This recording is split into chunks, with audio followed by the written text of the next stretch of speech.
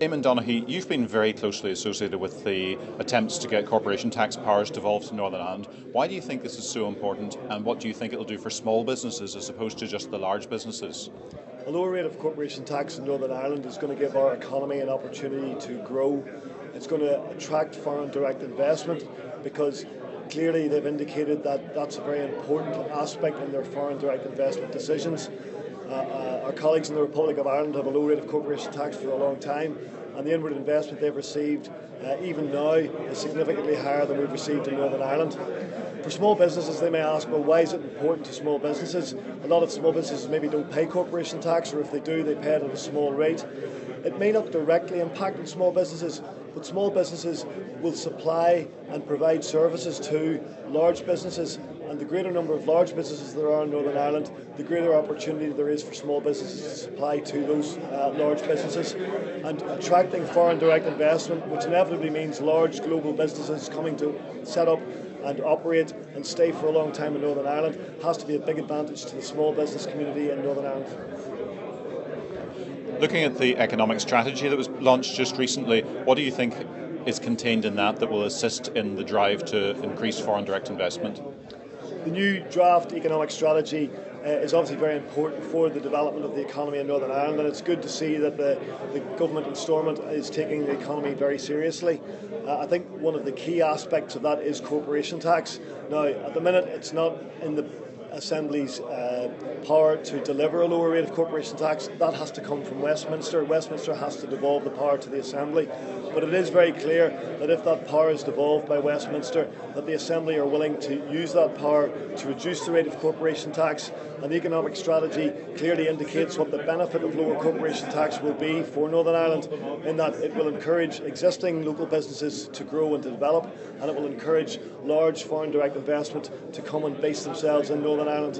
And unlike existing businesses that come to Northern Ireland that use our very significant reduced cost base in comparison to maybe the rest of the UK or the Republic of Ireland, a lower rate of corporation tax will actually encourage foreign direct investment to come, set up and generate profits in Northern Ireland and to stay long term in Northern Ireland. So I think that the Department of Enterprise, Trade and Industry has recognised that this is a very important aspect, and hopefully if we can get the power devolved from Westminster, then the local assembly can reduce the rate and attract large businesses, which will help the economy as a whole in Northern Ireland. There have been a lot of wild figures bandied around about the notional cost of cutting corporation tax. You've looked at the figures much more closely as an accountant. What's your actual view of the reality behind that? I think the cost in corporation tax reduction is something that is obviously very important. I think, to be very clear, this is an EU requirement. It's not that the Treasury are trying to steal Northern Ireland's lunch. It's a requirement from the EU that if corporation tax is devolved to Northern Ireland must bear the consequences. In terms of the actual amount it's going to cost, we'll only know that after the event. But I think that a lot of the statistics that have been previously quoted have been based upon the high watermark of Northern Ireland's economy back in the 04, 05, 06. I think looking at today, the Northern Ireland economy is very much struggling, and the reduction in corporation tax take, if the rate was to fall to 12.5%, would be significantly less than that. And my best estimate at the minute, it would be in the region of about £200 million. Now, that sounds like a significant amount of sum of money to be paid each year, but I think two very important aspects.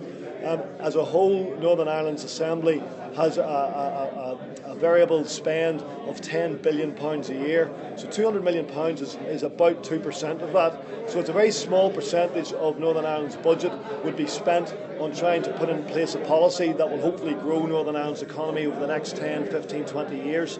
I think the second aspect of that as well is that the £200 million will not be there forever and a day. As business grows, as more businesses come into Northern Ireland, there will be increased PAYE, there will be increased national insurance, there will be increased VAT, and also increased corporation tax that will help to reduce that overall cost, so that within a period of 5 to 6 years this will break even and ultimately actually will generate additional funds and additional taxation for both Northern Ireland and the Treasury. So whilst there's a short-term cost to doing that, I would always regard that as an investment in Northern Ireland's future, as opposed to a cost that will be lost and gone forever. And some people say that to Northern Ireland, it's not an overall cost, it's simply a transfer of control of the money from the public sector to the private sector, because the amount that the block grant will be reduced by is exactly equivalent to the amount that's being left in Northern Ireland businesses. Is that a fair assessment? I think that's an exceedingly fair assessment. What we have at the minute is an economy that's very heavily dependent on the block grant coming from Westminster. I think we have to recognise that in these very constrained times that the national government is going to find it difficult to grow that block grant, and in fact, if things get very difficult, they will look to try and reduce the block grant. Now, transferring funds from the public sector into the private sector is potentially a risk, because the people who receive the tax breaks may decide to put those in their trouser pocket and walk away. But that tends not to be what businessmen do. If businessmen have free cash flow, what they like to do is invest in their business.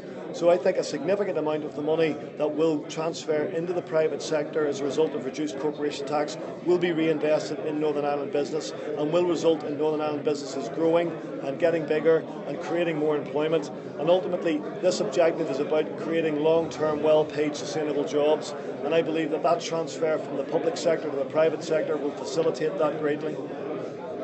And Eamonn Doanghy, you're an advisor to the Secretary of State. You're putting in a lot of comment and input to this process. You're aware that the FSB members joined recently to put their shoulder to the wheel in responding to the Treasury consultation. Can you give us any update on where that stands at the moment? Well, certainly the Grow Northern Ireland organisation, of which FSB is a very important part, has been a significant factor in convincing the local politicians and in fact our Secretary of State that business is very much behind this. I think that we're in a transitionary phase in relation to the whole project, because the economic argument, I think, has been made. We're now moving into what is effectively a political argument, because of course this is a brand new concept for the United Kingdom, that there will be a differential corporation tax rate in part of the United Kingdom, and therefore there are a lot of technical and political issues that have to be resolved. But it's very, very clear, not only from the people of Northern Ireland through the consultation process that we recently had, but also from the reaction I'm receiving from the politicians I speak to in Westminster, that there doesn't seem to be a significant alternative plan B. Corporation tax is seen as the best opportunity and the biggest economic lever that can be given to the Northern Ireland Assembly as a means of growing the Northern Ireland economy.